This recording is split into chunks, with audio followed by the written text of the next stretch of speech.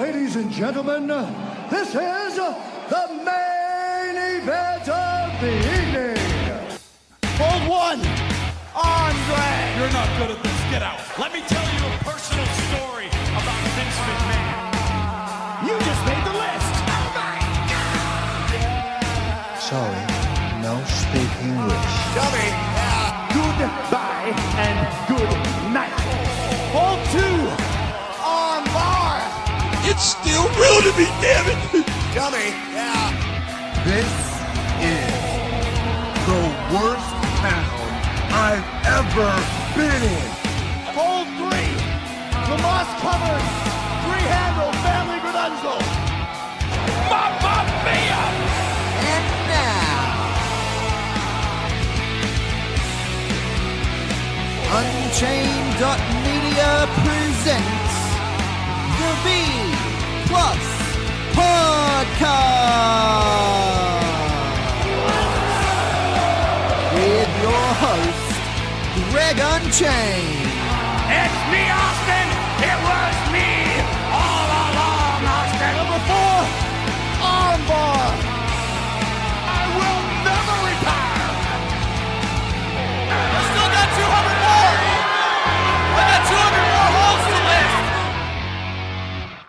Good morning, good afternoon, and good evening, B Plus players. Welcome to the B Plus podcast, where we here again join you for another week from the WWE main roster. Again, always welcome by everyone's favorite Insta-ho and the Instagram queen herself, Danders. How you doing? I'm well, thank you. Living large. And yourself? Doing fantastic. So this week was actually a pretty big week in the WWE universe. We've had NXT TakeOver, we've had the Royal Rumble, we've now had Raw, Smackdown, and 205. And of course, the listeners can hear about NXT and NXT UK on Saturday with Greg Unchained and Big Boy Mikey, wherever they decide they want to listen to podcasts. But yeah, we've had a big week. How do you feel about it so far?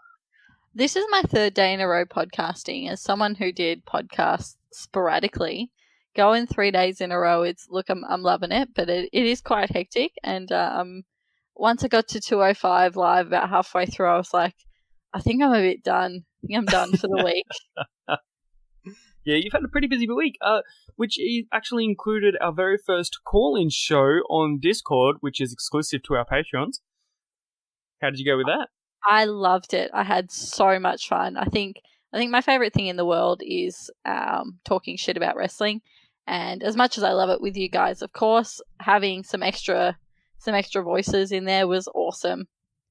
Speaking of extra voices, which is glad that we like to hear, on our Facebook page last week, we actually had a few people comment on a post that we put up saying, get your voice out there. So, as a reaction to the Royal Rumble and to TakeOver, we actually had a post coming up. We've had a couple of people comment with their views on the Royal Rumble. So we're just going to read them out, and we'll get some reactions from yourself, Danders. Yeah, boy. So our first comment comes from Nick Bergio. I'm hoping I'm saying these names right. Please correct me if I'm not. Honestly, I did enjoy the Women's Royal Rumble more. It had less wasted spots in terms of competitors entering. Only flaw is that it felt like it went for ages. Men's Rumble definitely had the right winner, but wasted spots. Yeah, I completely agree. I think the Women's Rumble felt like it was better because it was better. It did feel like it kind of went on for ages, but I think that's because it was going on the back of all the championship matches and everything like that. Felt like it did go on a little bit, but I think also it's because there was so much substance to it. Whereas the Men's Rumble, I kind of felt like, I agree with, was it Nick? Was that his name? Nick. Yeah, I agree with Nick that there was a lot of wasted spots. So it's like you wait a minute and a half and it was like, okay. And then the next minute and a half, it's like, oh, all right. Yeah, I felt like the Women's Rumble, it did actually go quite a bit longer. I think it went for about 20 minutes longer. But yeah, no, I agree. No, very few wasted spots. I don't think any wasted spots, to be honest, in the Women's Rumble. Men's Rumble, it just kind of showed that perhaps the men's pool isn't as deep as what the women's is right now, which is shocking to say, I know.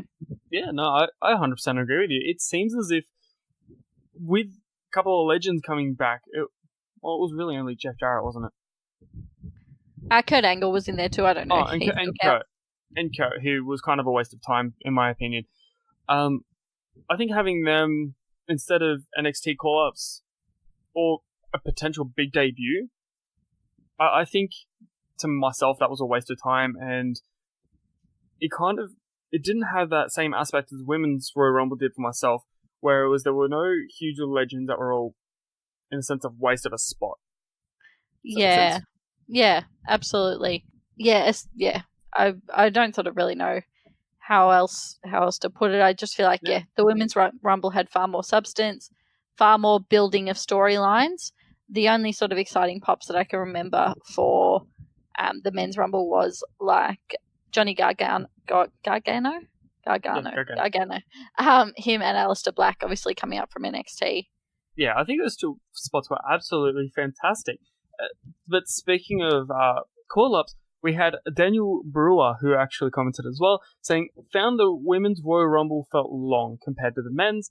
Sick of Lesnar, love the NXT call-ups.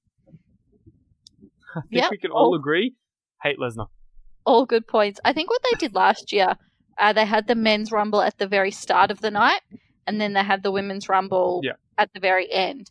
But they only had 2 matches in between. Matches, yeah. This was a stacked card this year. Yeah, absolutely. I think they had 10 matches in total, including the Rumbles. That's including the pre-show.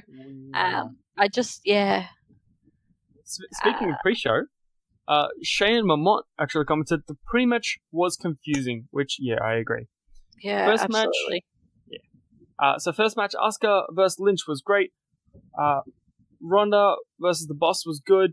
Styles versus Bryan sucked at the end. The Women's Royal Rumble match I thought was awesome. Lesnar versus Finn. Wanted Finn to win so bad. That sucked. And the Men's Rumble match was freaking awesome. Rollins off to Mania. That's cool. Owen Cesaro and Sheamus versus Miz and Shane O'Mac was entertaining. So overall, 2 thumbs up. Good to hear. Definitely agree. Definitely. Dean Noakes. TakeOver Phoenix was great. But I'd argue that Riddle versus Ono and Baszler versus Belair matches swap places on the card. Audience were dead for the women, which is a shame, especially for Belair. Royal Rumble was a great start to a pay-per-view calendar. I was very impressed with the amount of NXT superstars in the Rumble. I can't help but make you think of the match possibilities when they do get called up.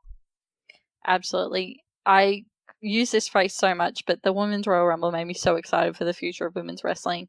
I think of how dynamic it is now, and it's only going up. No, that's exactly right. There's now so many possibilities, especially with WWE now reaching out to a lot of other countries in the world. It's starting to open up a lot more possibilities for women wrestling. Absolutely. And for our final comment, Brendan Camilleri.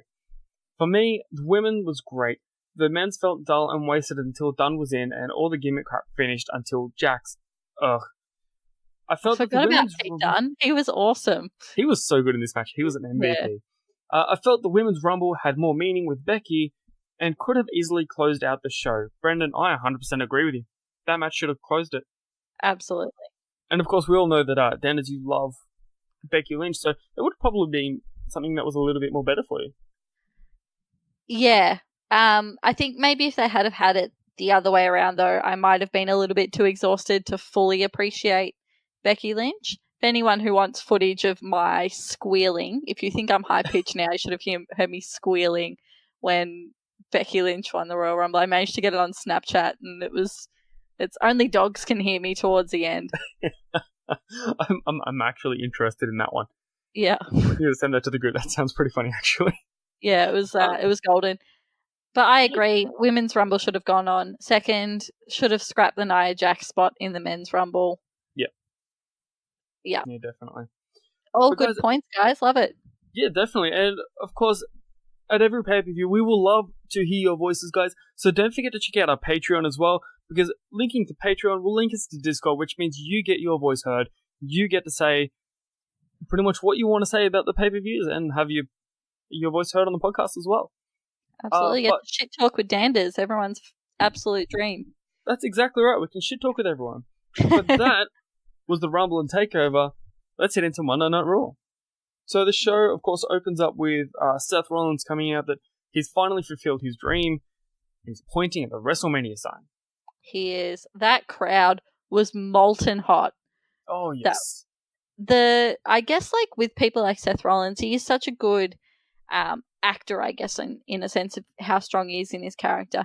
And I felt the same thing with Becky Lynch, that you could see how overwhelmed he was with the crowd yelling, "You deserve it," at him, because he 100% does deserve it. But that validation from the crowd, it brought such a warmth to my heart. Yeah, it did. I think that entire crowd was nuts. That was like a Monday after Mania take. Like, that was crazy. Absolutely. The take his belt and the slay the beast. It was awesome. The crowd were like, and they were all united too. I felt like they were. Yeah. Sometimes the crowd you think can be a little bit shit and ruin a show, but they brought so much atmosphere. It was awesome. They did. So we have Seth Rollins opening the show. Comes out. He's made his dream. He's ready to go, but he's got a hard decision ahead of him, and he's got to think about it. Cue Triple H's music. Triple H comes out, gets in his face, and he's like, "You know what? I believed in you. I knew you could do it, but I need an answer, and I need an answer tonight." Yeah, I was when I heard that Triple H music hit, I was a little bit concerned, because I was like, how's he going to insert himself into this? Yeah. What's it going to be? But no, he came out as executive Triple H. He came out as, head of NXT and development executive or whatever he is, and he came out as a professional, kind of similar with like William Regal in NXT and Drew McIntyre. What's the guy from 205 Live? Drake Maverick? That's the one, Drake Maverick, old piss pants himself. Yeah, and came out really professional and was like, "I'm proud of you. Give me the decision." I really like that, because I was really worried that I was like, Triple H doesn't have a match at Mania. How's he gonna finnick himself into this? Yeah, well, I don't think Triple H can actually compete. I'm 80% sure he's still injured. Oh yeah, of course. I feel like Crown Jewel never happened, so I keep forgetting that part. I don't blame you. That was an abysmal pay-per-view. But then we get Dean Ambrose coming out. He comes out and he says, "You know what? I believed in you. Everyone else didn't. But I believed in you. And you've beaten everyone, but you haven't beaten me." And he gets in Seth's face with this, and the match is made. Dean Ambrose versus Seth Rollins. Again, for like the umpteenth time. Yeah. I'm over this feud. But then again, I kind of say that with a sour thought with the news that we've got today, with Dean Ambrose officially saying that he's not competing for WWE after WrestleMania. Yeah, I know that we touched on it briefly in the Patreon podcast last night. But yeah, it'll be interesting to see how WWE treats him from here, knowing that he is out the door. Yeah. I hope they give him a big Mania moment. I really do. Yeah, because he hasn't. I'm trying to think of what he's been doing. I know that I feel like he had Brock Lesnar one year, and then he went up against Brock. I think his biggest thing was the Shield versus Road Dogg, Kane, and Askman Billy Gunn. I think it was WrestleMania 29. I think that's his biggest WrestleMania match. Yeah, it is really sad. I mean, there's always going to be there always has to be a Kelly Rowland to Beyonce, I guess. Yeah. Pretty much. In the case Dean's been sort of the one left behind. Yeah, it'll be sad to see where he goes from here. Definitely. It'll be interesting, not sad. Yeah, it's definitely interesting to see how WWE will now work his character. But yeah, of course we see Seth Rollins officially defeating Dean Ambrose. So that was cool. Mm-hmm. But then Dean sits in the ring after the ad break, and you can tell he's going to say something about it. Because he opens the line with, "For my time in WWE," and then Nia Jax's music hits. Was that She's WWE's No. Was that WWE's way of saying, "I don't want you talking about this"? I don't know what it was. Don't know why. Yeah, Dean's being used to put over Nia. I don't know. The whole start of this show was quite perplexing. Yeah, it was really weird the way they started it, but it's gotten their viewers because we had a little teaser of intergender wrestling, which is hopefully coming into WWE with some time to it. with Nia and Dean getting in each other's faces. Yep. And then, of course, we see Nia Jax attack Dean Ambrose from behind. So that was weird. Yeah. But then, of course, that leads into the Nia Jax versus Alexa Bliss and Mickie James in a qualifying match for Elimination Chamber. Mm-hmm. So, are you excited for this as I am? I'm getting more and more excited now that like all the teams are getting announced. Yeah. I'm loving it, especially with the ones that came from SmackDown as well. I think it's going to be awesome. I'm concerned about having 12 women in the Elimination Chamber. No, not 12, 8. It'll be 8? No, how many? 5, 6, 7, 8, 9, 10, 11. No, 12. 12, yeah. 12 women inside the chamber. But wow. I'm sure they'll be able to work it. Maybe it'll be bigger than normal. Think of the spots, though. Yeah, absolutely. I'm imagining a lot of jumping off stuff into big packs. Yeah. We'll just have like a repeat of Ricochet's like 30-second wait before everyone gets ready. Yeah, absolutely. So this is, so then we got the tag match here. And then this match is a little bit blank to me. Sorry, it feels like forever ago that I watched Raw, but it was... That was 24 hours ago. Yeah, I watched it at 12 though. So it was like... it's like 30 hours ago. But yeah, Nia Jax got she did that the double Samoan drop. That was pretty awesome. Yes, that was pretty boss. I do enjoy seeing her feats of strength, showing how strong she really is. Mm-hmm. Absolutely. Does this mean that we're getting maybe Alexa in a singles match? Possibly maybe for a title at Elimination Chamber. Yes and no, maybe? I can't see her going up against Ronda Rousey because Ronda would just flat out bury her. True. Her only hope for a title is now jumping ship to SmackDown and going against Asuka, or for some reason flying to NXT, which I don't see happening again. Yeah, it'll be interesting. I highly doubt they're going to bring her back and not have her in a match at Elimination Chamber. So hopefully she gets a singles match, even if it's not for a belt. Just have her getting into fights with people. Just have her smack someone and just start something. Yeah, absolutely. Love it. But then, of course, we see Nia Jax and Tamina. Has she dropped the Tamina Snuka name? Is it just Tamina now? I think so. Oh, what a shame.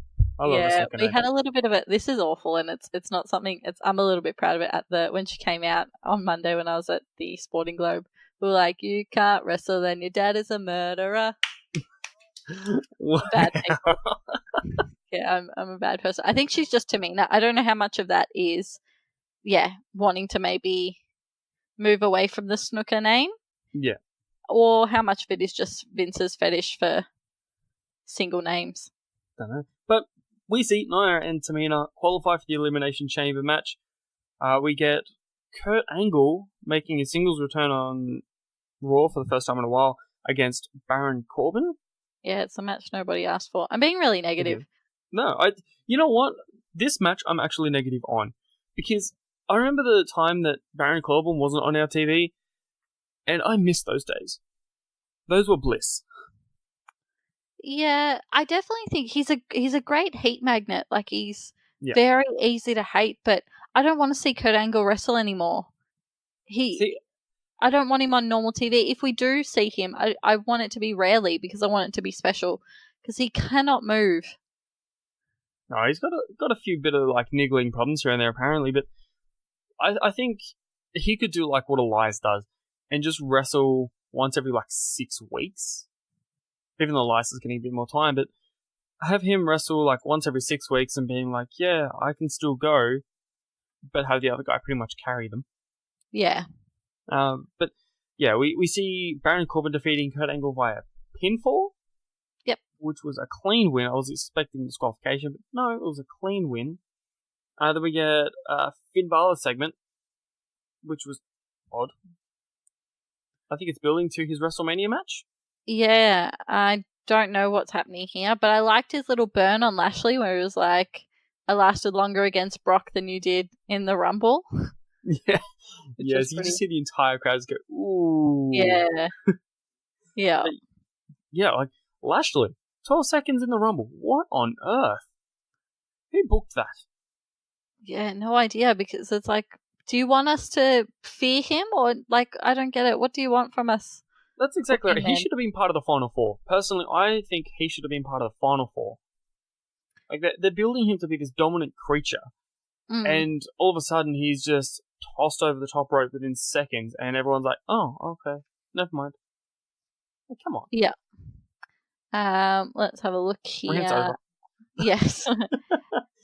And so anyway, Balor loses to Lashley as expected. I don't think it was really much of like a match. Just Lashley just beat the crap out of him. Oh, was it not an official match? It was It just wasn't a an beat official match, yeah. It was just Lashley was like, I'm cranky because you told everyone the truth. Yeah. Lashley. And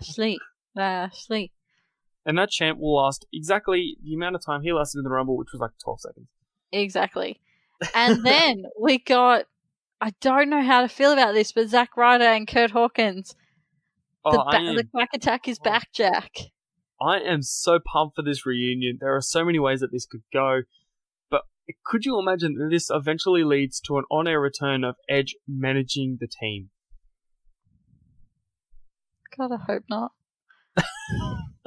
I think it'd be a good way to have Hawkins being coached back into his victory ways. I think that would be a good way to do it. But having Kurt Hawkins and Zack Ryder together as a team just fills me with so much joy. Yeah, it's definitely nostalgia. And also, I guess I kind of like Kurt Hawkins' losing streak. I feel like it's kind of his thing. And I think that it was good to get the Revival a win. Even though it was over the Edgeheads? Yes. Even though it's over the Edgehead. Any hole's a goal. Pretty much. Yeah. Yeah, of course, we see Revival actually defeating Kurt Hawkins by pinfall. Kurt is visibly upset after this match finishes as well. Yeah. So that was something that was, I don't know, to me that was uncomfortable. Like, you could just see Zack trying to calm him down and being like, I don't know what to do. Yeah, So a little bit. It was a little bit weird. Yeah. Then we get a little quick Elias promo saying that he no longer wants to perform for people, he performs for himself. And then we get Jeff Jarrett. He can't wait to be alone with his baby tonight. For someone who hates like nostalgia spots in taking up time in Raw, I love this. I love Jeff Jarrett and the Road Dogg. They remind me of my childhood. I loved Renee Young eating shit in the karaoke section. It was interesting to see Jeff Jarrett get beat up or get whacked with the guitar. Yes. It took me back to my one of the earliest feuds I can remember. Like, I've been watching wrestling since about 1996, but 1999 is when I really started getting into it. One of the first feuds I remember was Chyna versus Jeff Jarrett, and he beat her by whacking her with a guitar. It's one of my earliest memories of watching wrestling. Wow. Yeah, that was a little bit of a throwback. Yeah, to be honest, I didn't even remember that feud till you mentioned it. Yeah, the Good Housekeeping match. God, it was foul. Yeah. But does this mean that Jeff Jarrett and Road Dogg are now going to return as on-screen talent? Because we know that they're both signed as producers. But could they be shown on screen? Maybe some backstage. I highly doubt they're going to be wrestling. Road Dogg wasn't a good wrestler 20 years ago. He sure as hell wouldn't be a good one now. So, yeah, I think that we're going to get some backstage segments. Road Dogg in the Becky Lynch t-shirt, huge pop. I loved that. But I love it. Becky Lynch. I like to see a lot of the producers in their natural clothing because it shows who they support. Like, it sounds so strange, but I've seen photos of, like, Road Dogg's wearing, like, Cesaro shirts when Cesaro first came on the scene. We've now got him in Becky Lynch shirts. I think there was one stage where I saw a photo of Triple H in an Aleister Black t-shirt. Solid. So, you can tell, like, when they're photographed in their private lives and they're wearing these shirts, it's kind of like, okay, are you actually a fan of them, or are you just trying to plug them for cheap?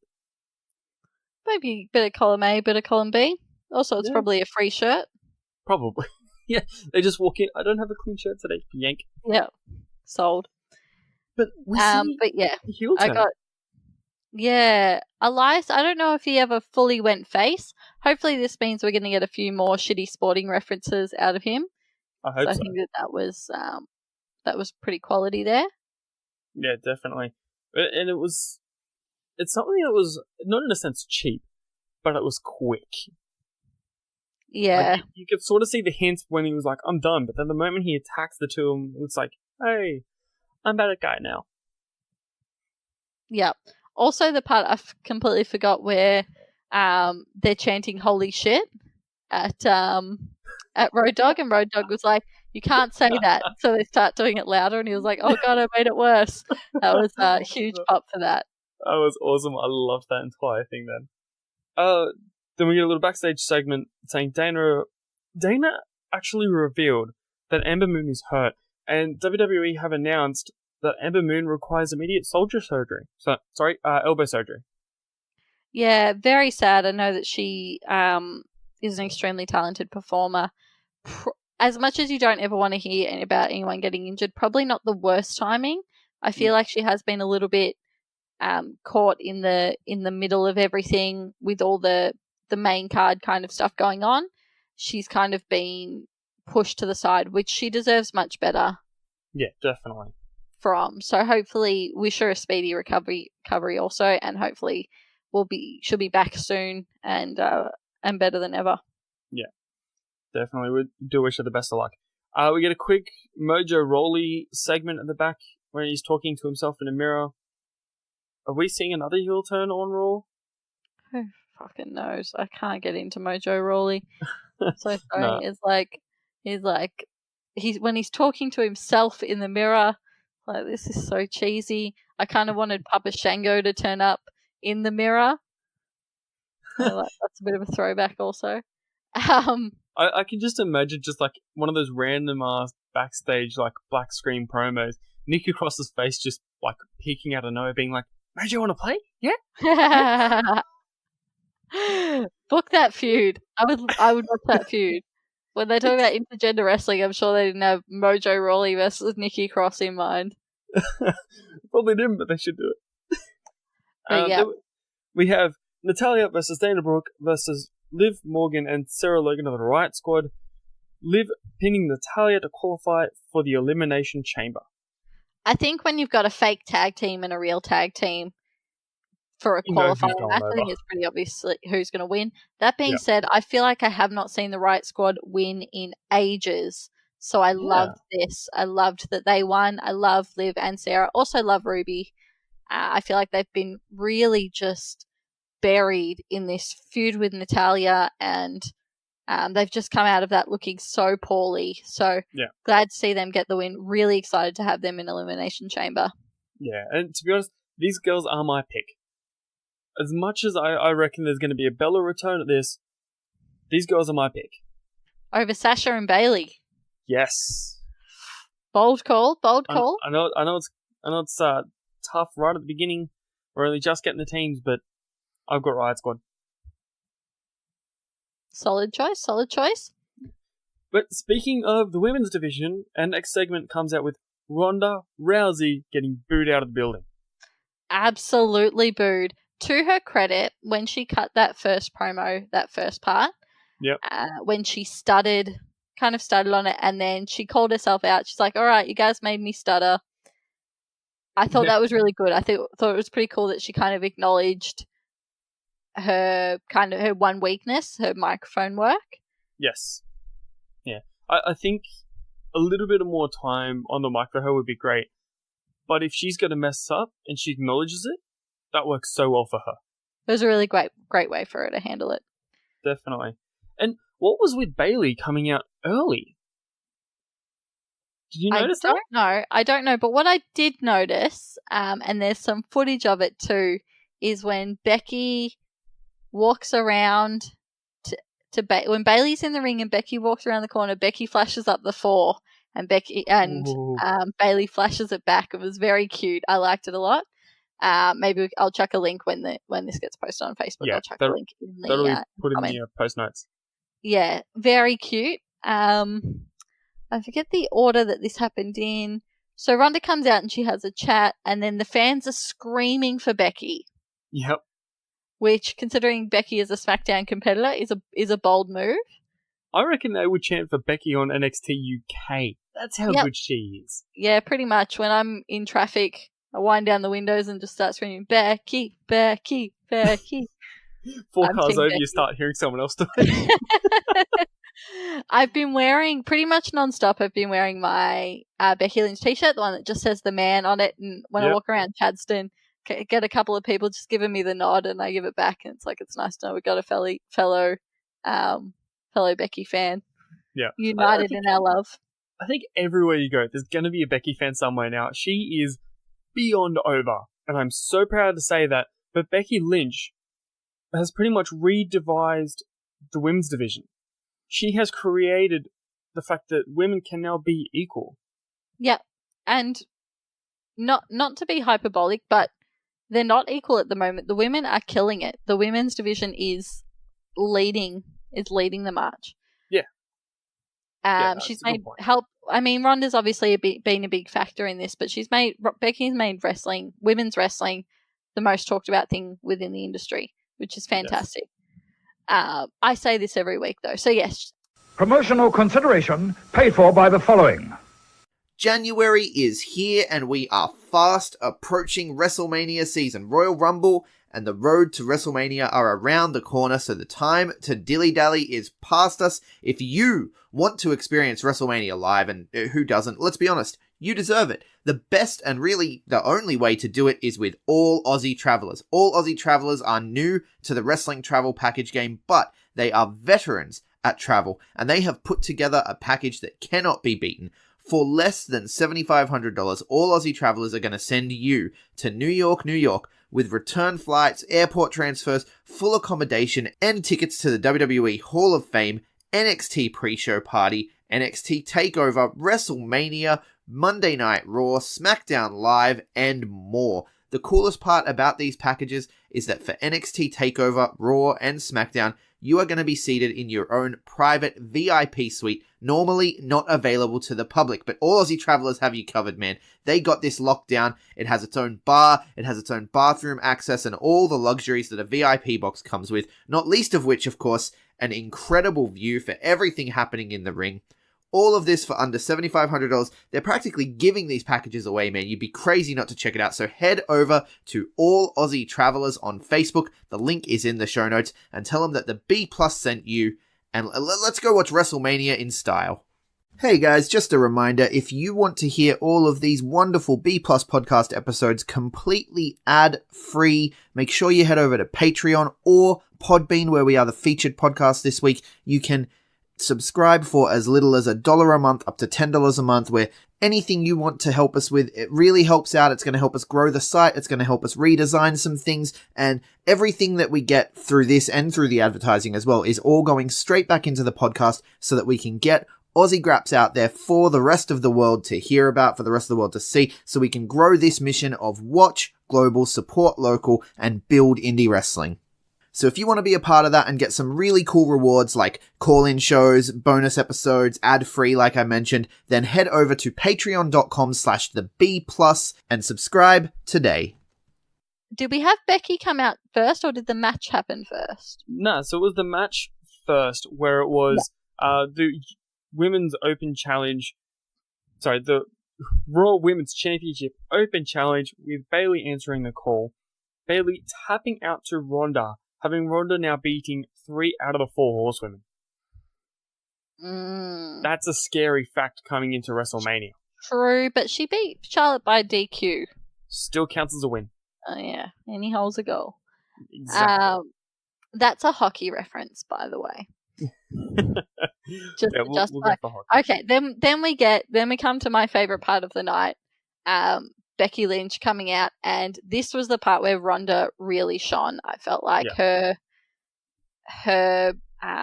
quick tongue and her promo here, saying that she's been a household name for 10 years, which I'm pretty sure I was talking with Greg about that yesterday. We kind of called bullshit on that. We reckon she's been a household name for about 7 years, maybe 6 years.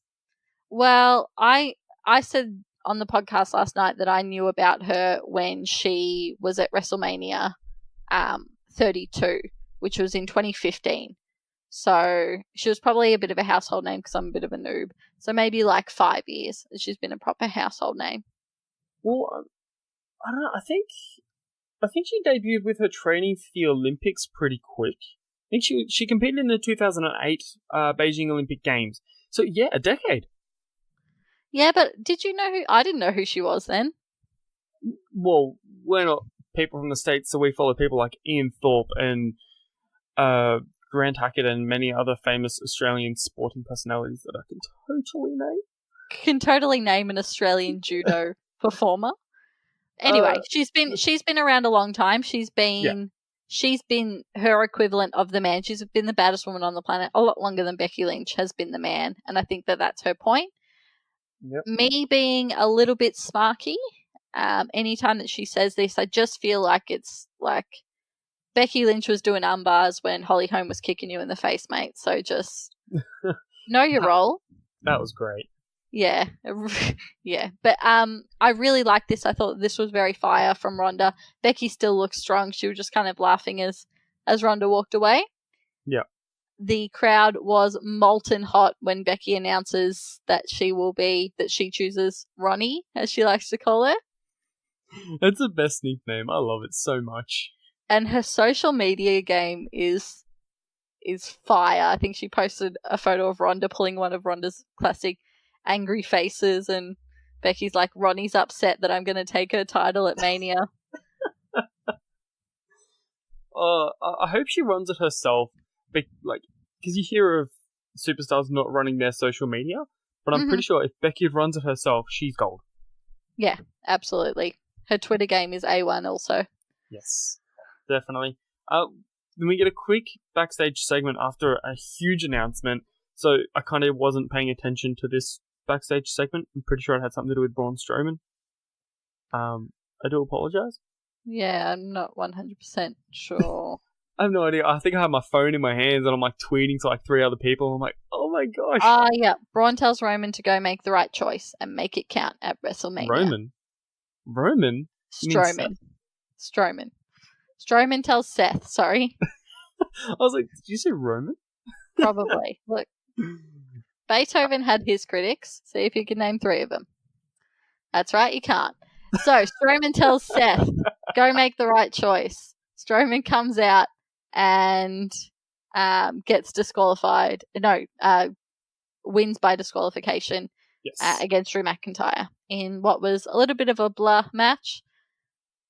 Yeah, I don't remember much of this. I just remember that Colvin comes out, attacks Braun, and that was about it.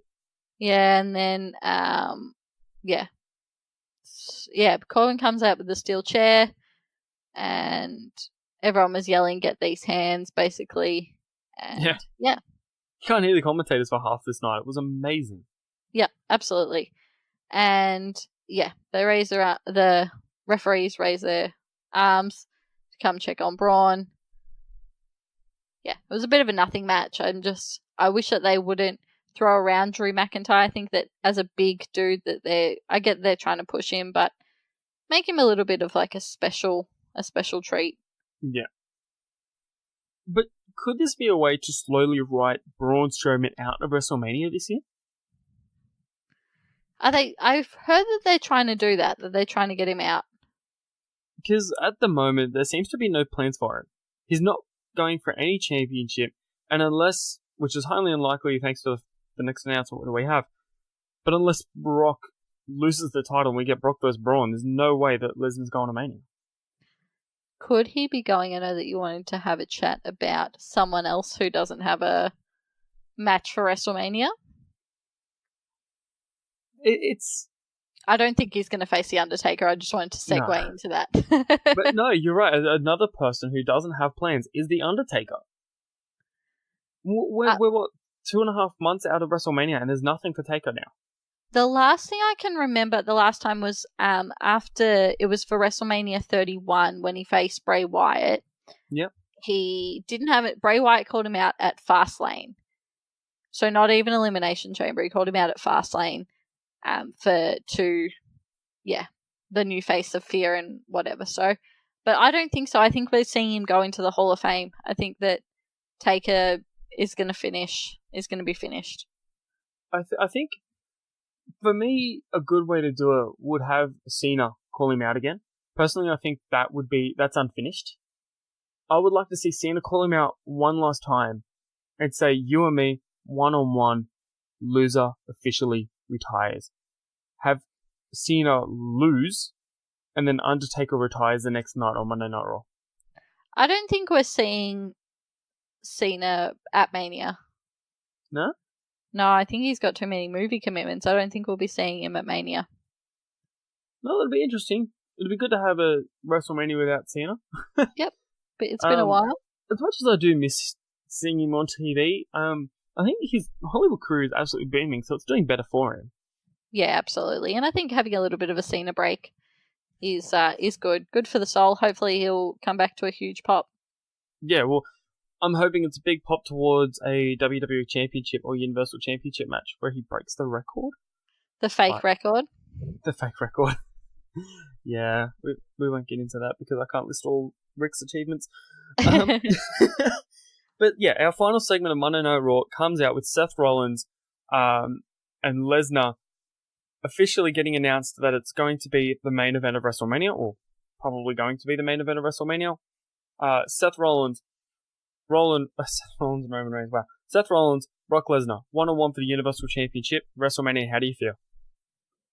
Slay the beast. Slay the beast. I think it's a really cool throwback to their WrestleMania 31. I feel like we're talking about WrestleMania 31 a shitload tonight. It's a good throwback to their encounter when Seth, the heist of the century, I think is what Michael Cole called it. Yep. I think it's a good throwback to that. I think it'll be a good match. Yeah, I don't think it should main event, obviously, but I think it will be awesome. Made the right call. That's exactly right. But you know who should have main event WrestleMania this year? The person who opened Smackdown, Becky Lynch. Yeah!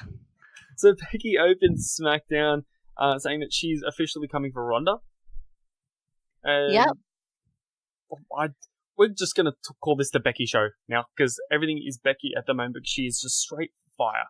Absolutely. I'm not going to lie. This was actually more emotional than I thought it would be because I get such a lady boner for Becky Lynch. I love her so much. But similar with the Seth thing, when they came out and they're chanting, "You deserve it." Yes.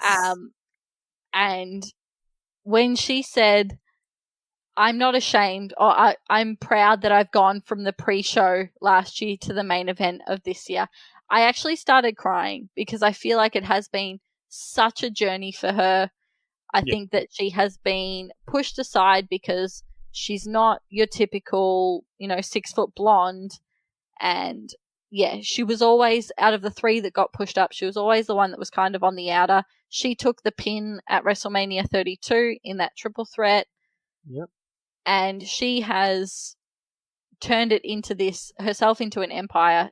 And I rewatched her Chronicle thing on the network today where she said, Charlotte, how many times has Charlotte had the title? How many times has Alexa Bliss had the title? How many times has Sasha Banks hold the title? How many of them turned this title into the biggest thing in wrestling? None of them. And I was like, it's so true. When she came out, and it was just so unintentionally emotional. And I think, again, the crowd equally as hot, all over it, so loud, loving every second of it. I loved this opening segment. It's all downhill from here. Pretty much. Speaking of opening segments, Charlotte came out and she comes out to say that you're welcome. Everything I have built is yours. She's like, I built the main event, I built the women's division, and you're welcome. That's pretty much all it was. As soon as that music hit, I just thought, here she comes to wreck the day. That's pretty much what's going through my head. Because I don't understand this, but there's so many rumors going around that Charlotte will make her way into WrestleMania main event, make it a triple threat. I personally think it would be a waste of time. And the thing is that Charlotte vs. Asuka 2.0 is a perfectly good storyline. It is exciting. They are two quality performers. Just because it's not going to be the main event, not everything can go on last. Yeah. I think that Charlotte has had enough firsts. This is Becky's time. Charlotte versus Asuka on its own is a fantastic match. They had such great chemistry. they didn't get to go long enough last year. I think the story of Asuka maybe finally getting to go over Charlotte is a fantastic story in itself. I don't know why there's all this like needing to make it a triple threat just so everyone gets to share the moment. Becky created the moment. This is Becky's time. That's exactly right. And Becky should main event with Ronda. Calling it now, first ever women's main event. Please do it. Please. Yeah. Make Without Charlotte versus Asuka for the championship. Whoever of them wins, I don't mind. Yeah, definitely. But of course, we get Becky and Charlotte brawl until the refs break it up. Becky physically looking hurt. Now, later on in the show, she does leave. She refuses medical attention, and she leaves the venue, limping into a four-wheel drive. She's holding her knee, and she physically states, I don't want to spend any more time on the shelf. Yeah. Is she actually hurt? No, it's a work for sure. I think if it was real, she would be doing a better job to hide it. I think it's an absolute work. What was I'm not super familiar with Asuka's, the submission that she used. Is it particularly strong on the leg? To be honest, I'm not too sure. I've never had it put on me. But I would say it would hurt. It looks painful. Yeah. So I'm not sure if it's just kind of from that and it's like questionable. I don't know. Yeah. But hopefully Becky's not hurt. It's all just a work. Because that would be pretty cool. Could you imagine her limping into WrestleMania and then running straight at Ronda and knocking her out? Yeah, I'm surprised she hasn't had a back injury carrying the weight of the women's division. Oh. Not true. Not true. It's a group project. Group effort. And then we get, after this, we get probably the weirdest part of the night. Actually, no. We've got that beautiful belt to talk about. But R-Truth versus Shinsuke Nakamura for the United States Championship. This was great. Well deserved. I think it looked dodgy as hell. That finish to that match, I was like, I'm sure he was supposed to win it, but perhaps not then. But maybe that it was just a work. I don't know. I think a lot of the reactions were sort of genuine because they even went to keep going, and R-Truth was like, "Wait, what?" Nakamura was pissed. You could tell he was visibly pissed. He's like, "No, I'm done." And to have them send Rusev straight out after, in my thought, I'm going to be like, all right, now there's going to be another quick title change and Rusev's going to walk out with it. But no, R-Truth won twice, clean, over Shinsuke Nakamura and Rusev. Yeah, what's up? Like, that was crazy. Well deserved. Yeah, absolutely. Give him back a little bit of credibility after that whole Nia incident. Yeah. It's good to give him with a belt. Give him with a belt. Hit him with the belt. Get him some gold. I think he deserves it. I think that his kind of spot with Carmella, it should be dumb. Like, it should be like all the other stuff that he's done, like the Golden Truth and stuff. But it's legitimately fun. The dance break stuff, their chemistry between the two of them, it's lots of fun. Give him some gold. Give him some credibility. You know what would be really cool, though? I see this. This is after WrestleMania, after Asuka's defeated whoever she defeats.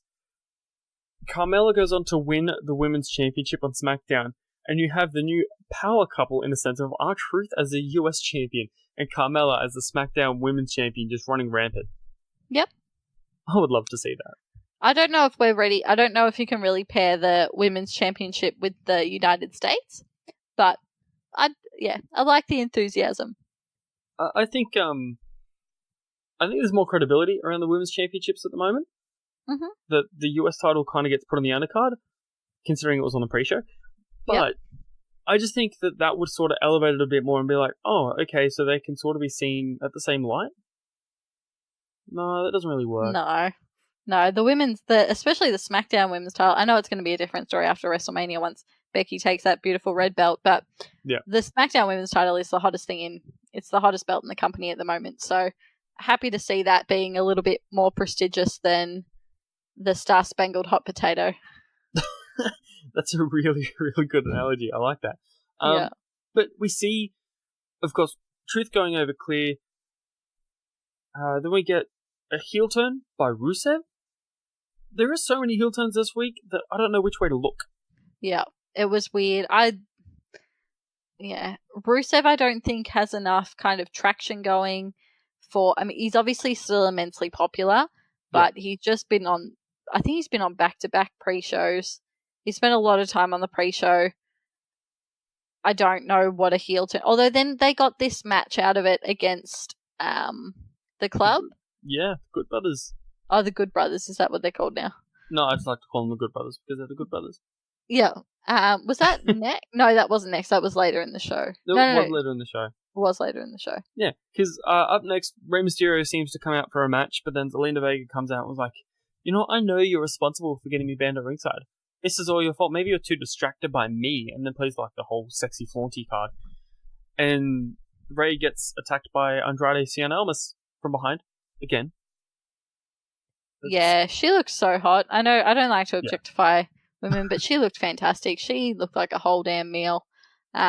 Was loving her. I liked this spot. I'm hoping that they're moving to that being a tag team with Rey and Andrade eventually.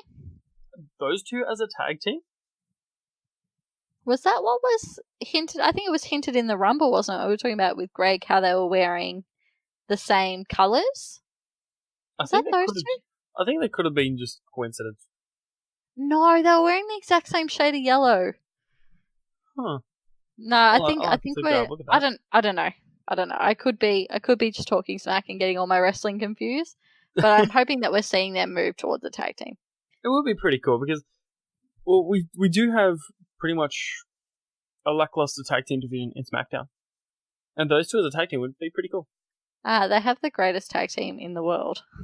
Yeah, but they have the greatest tag team in the world as their champion. Usos at the moment as challengers, but what else have they got? The Bar's about to take time off because Sheamus is injured. Who else have they got? Saniti's there. Yeah, I think we'll be getting a few. We'll be getting a few more. But that being said, hopefully we're going to have an increased women's tag team division.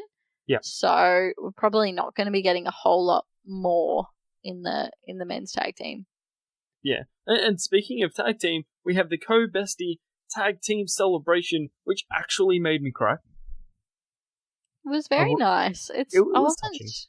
Because it's very bizarre. Because when Miz initially told this story, he made his dad sound like such a cunt. Like my dad was my dad was never proud of me, and he was only proud of me when he saw you. It's like, wow, Miz, your dad sounds like a jerk. And then I thought it was going to all be a work, and his dad, it's not his dad at all. But no, his dad's just like this was weird. It was such a weird segment. And for them to stand at ringside for a while at Rumble as well, like hugging Miz's dad and be like, oh my gosh, blah, blah, blah, blah, saying all the things that they said. It was so weird. Like, are they trying to push Mr. Miz now? Like, what? Yeah, it's going to be Mr. Miz and Miz versus Vince and Daddy Shane. Mac and Shane Mac. Yeah, I pitched that to Welchie yesterday, and he made a meme about it with the most terrible Photoshop. But yeah, a my dad's better than your dad match. And they're going to throw in that footage of Vince saying, "I'll never forgive your mother for giving birth to you." You know, throw in all that shit. It's going to be glorious. That would be a great way to start that feud. Yeah, that would be perfect. But then, yeah, of course, leads into the Fatal 4-Way Elimination Tag Team match. That's a mouthful and a half. You get the Usos versus the Bar versus Heavy Machinery versus the New Day. Now, before the match actually starts, we get a little backstage segment of Mandy and Sonya explaining why they attacked Naomi. To me, this was just dumb. This was just a bunch of crap. Yeah, Sonya Deville looks so much like Facebook. I cannot get over it. Like what? Facebook from PWA. Oh, right. I'm not familiar with much PWA stuff. Well, you should be, because Facebook she's my future wife. I love her so much. That's a Facebook. Yes. Yeah, I loved. No, I didn't love this at all. I'm ready for this to be done. It's like, just have them feud. Like, stop trying to put all this awfulness into it that they're so petty over stuff that happened 4 years ago. Like, move the fuck on. Only 4 years ago? It was probably more. It's been a long time. We'll put it in Ronda's terms. It was a decade ago. Yes. It was probably 3 weeks ago. No. I'm ready for that to be done. Yes. And Yeah, definitely. But of course, we see the Usos win the match. So we're getting the Usos versus the greatest tag team in the world, or the best tag team in the world, at Elimination Chamber for the SmackDown tag team titles. I hope that if they're going to do this, that the Usos win at Elimination Chamber, because a fake tag team should, even the best fake tag team in the world, shouldn't be beating essentially a veteran tag team. Yeah, but you say this, and then we also had Santino Marella and Vladimir Kozlov with an amazing title reign. True. So you never know with WWE. But I think, I can't remember if it was yourself or if it was Greg that mentioned it, where it was Shane versus Miz is supposed to be booked for Mania. I assume so. I assume that's where we're going. So yeah, I think you're right. I think that's where we're going. And then we get, to me, was the segment of the week, and the weirdest, and the just downright strangest thing I've seen in WWE in a while. The Daniel Bryan segment. Daniel Bryan, he's a hero, gonna take pollution down to 0. What the? What was that? I want Daniel. That was Captain Planet. I want Daniel Bryan to be like Captain Planet. Oh my god, I forgot what Captain Planet sounded like. Yeah, with his weird vegan belt. This was amazing. Can we start calling Daniel Bryan Captain Planet now? We need something a little bit zingier, but yeah, absolutely. Okay. We need zing. Yeah, we need more pun in it. Speaking of puns, we have a new WWE Championship belt after the crowd was chanting "Goodbye Daisy." I didn't get that. Well, further, I think it was a couple of weeks ago, Daniel Bryan referred to the leather on the original WWE Championship belt as a cow named Daisy.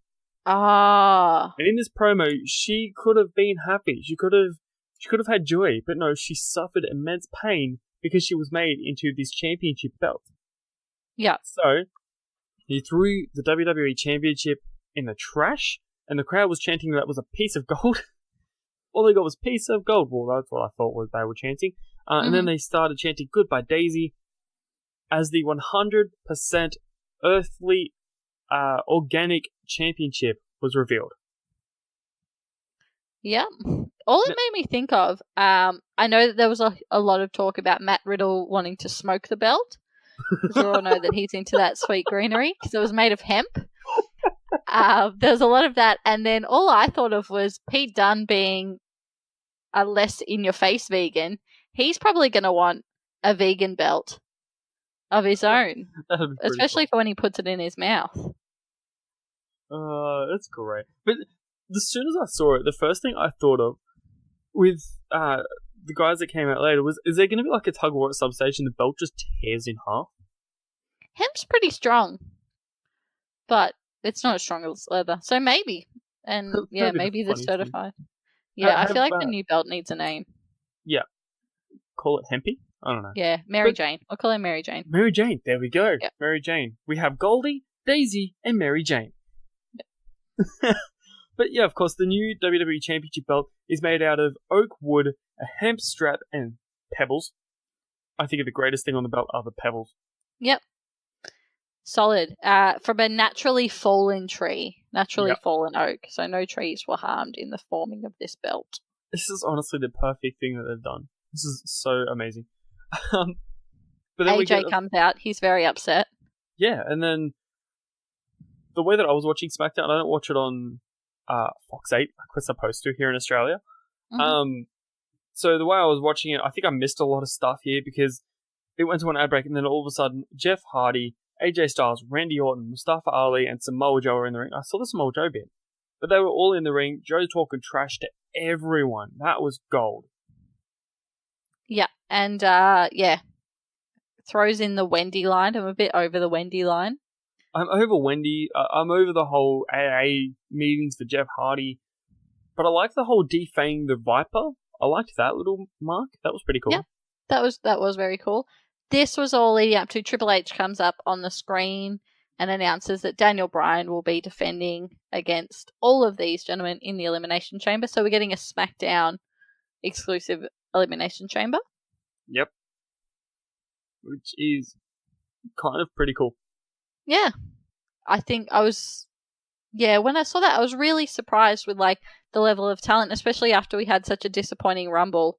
I was like, wow, this is going to be awesome. So we've got... So it's Daniel Bryan, Randy Orton, Jeff Hardy, Samoa Joe, AJ Styles, and... Mustafa Ali. Yeah, I think that's going to be sick. Yeah, it's going to be one hell of a matchup. My thought is, though, with all of this, some of these guys are definitely World Championship material, and then they throw in Mustafa Ali. I get that he's hot off the press, but what? He's going to do some sick flippy shit in there. He's going to do the jumping off the things. That's his role. Him and Jeff are there to do the jumps and the flips and the... Pretty much. Yeah. But it'd be cool to see. But overall, Raw and SmackDown were pretty decent this week. Yeah, as they should be post such a quality pay-per-view. So I was pretty happy with them. SmackDown for me still killed it over Raw. I don't know if it's just because I'm just a lot more invested in the SmackDown characters or because it only goes for 2 hours, but I think that, yeah, SmackDown killed it. Yeah, definitely. SmackDown killed it this week. And honestly, go check it out, guys, because this was beautiful. But we hit one more show this week, which is straight after SmackDown, which is 205 Live. You only watched the first half of it, but we'll just slam through it real quick. We have Kalisto versus Mike Kanellis, who I thought was leaving WWE. Nah, Maria shut that down. I'm pretty sure she shut that down on Twitter, said we're not going anywhere. Which is really strange, because they obviously looked like visibly pissed when they walked out on that ramp. Like, to me, that was just kind of like, okay, you don't want to be here, but at least put the effort in. Yeah, I think it was just more they were disappointed about their lack of opportunities, I think that she was saying when she was on commentary. Yeah. But they're not getting the respect they deserve. Then, of course, we see another loser house party win. I'm so sick and tired of seeing these guys on screen. Kalisto, of course, defeating Mike Kanellis. Yeah, I didn't kind of realize because I'd never watched 205, I didn't quite get what all your distress was about, but like, yeah, there's a lot going on. The way he fans him with the towel, I'm like, you're not even doing anything, mate. Like, what? Yeah. Yeah, it's bizarre. Just the whole Lucha House Party gimmick is just, to me, it's a bunch of bullshit. Also, what we did get with this, though, Hideo Itami reportedly leaving WWE. Yes. Now, that is huge news for not only All Elite Wrestling, but for Noah and New Japan Pro Wrestling. Yeah, so I saw that he has signed a 90-day no-compete clause. However, 90 days is still going to fall short of Double or Nothing. That's exactly right. Which I believe takes place at the start of May. So. Yeah. It'll be very interesting, but it's kind of sad to see how much of not so much of a waste, but he was so injury-ridden. He was designed to be the next huge thing in NXT, and when he got injured, they kind of went up in arms, and I'm like, alright, well, he's Fergal Devitt, like, Finn Balor was fresh at that point. Yeah, He'd just come off a tag team against the Ascension with Kenta, and was thrown straight in the NXT title picture with Samoa Joe, because Hideo couldn't do it. Yeah. So, and him not winning at Royal Rumble, Hideo not winning at Royal Rumble was kind of a little upsetting, because he deserves it. But yeah, absolutely. If these reports are actually true and he's requested his release, good luck to him. Absolutely. And I'm confident if he is leaving, the timing is too coincidental that any further along he would not be within that 90 days there for the no-compete. Yeah. So I think that we'll be seeing him at Double or Nothing. And I hope so, because Kenta is amazing. So that pretty much wraps up a view from the WWE Universe this week. It was pretty intense. We have our WrestleMania main events. Yeah, absolutely. Looking forward to it. I'm sure we'll get some shimming in the two pay-per-views that we have in the interim, but very excited for WrestleMania. First time I've said that in a long time. I completely forgot about Fastlane, to be honest, until today. Yep, 10th of March. We looked it up yesterday. Wow, it's pretty bad that a pay-per-view can get forgotten by a lot of people. It's a little bit of a nothing. It's a little bit filler, but yeah, pretty much. Looking forward to it. That's exactly right. And guys, you can also catch NXT and NXT UK coverage on Saturday with Greg Unchained and Big Boy Mikey when they cover everything NXT related. But that's it for the view from the WWE Universe and the main roster. Danders, where can we find you? As always, on Twitter at Danderfield, on Instagram at Rachel Danderfield, and don't add me on Facebook because we're not friends. That's right, and you can find me on Instagram at C-Jaii_world. We collectively are the B Plus Wrestle on Twitter because wrestling wouldn't fit. The B Plus Wrestling everywhere else except for Patreon, which is just www.patreon.com/the B Plus. If you want to get in on our mission to watch global, support local, that's the place to do it. Not only do you get your voice heard, but you also get awesome call-in shows, which happen often. Apparently. I think on Tuesdays. Are we doing them on Tuesdays? I think Tuesdays is the best time to do it. Guys, I had so much fun in that call-in show. Please join to the Patreon just so you can shit talk with me. It's my favourite thing to do. Definitely. So every Patreon dollar comes in that goes towards growing the show and helping the word get out about Aussie Graps scene, where you can also get ad-free episodes, custom episodes, and all sorts of awesome rewards like shit talking with a bunch of the B Plus cast. So like, share, and subscribe. Leave us a 5-star review if you feel so inclined. And as always, thank you for listening. Hold one. Arm drag. You're not good at this. Get out. Let me tell you a personal story about Vince McMahon. You just made the list. Oh my God. Sorry, no speak English. Dummy. Goodbye and good night. Hold two.